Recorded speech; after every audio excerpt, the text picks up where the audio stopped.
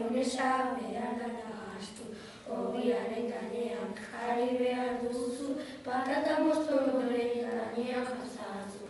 Furra, furra, ze goxua, zuetzat piztuko dugu sukaldeko sua, zuetzat piztuko dugu sukaldeko sua, txutxan jarriko dugu eta gero oliba, eta errezeta hau horrela izan da.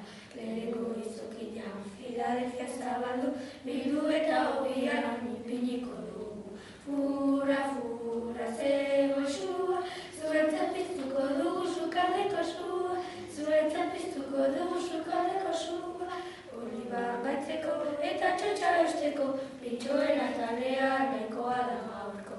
Horren txetxefa horra etorriko dira, eta ingo dute apioen txalada.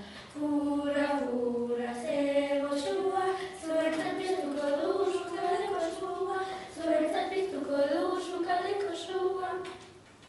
Apio zagaten txauren txalada helburu, eta oso goxoa prestatuko dugu. Maionesari bota limoizko zukua, eta ondoren ere ondo nahastua.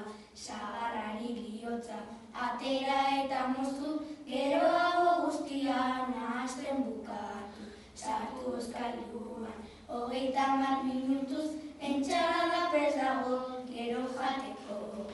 Furra, furra, ze goxua, zuentzat piztuko dugu sukaldeko sua, zuentzat piztuko dugu sukaldeko sua. Eta entxalada prest dauka. Gaur prestatuko dugu, kordon de receta, gainean jarri dugu, txera pare gazta, osa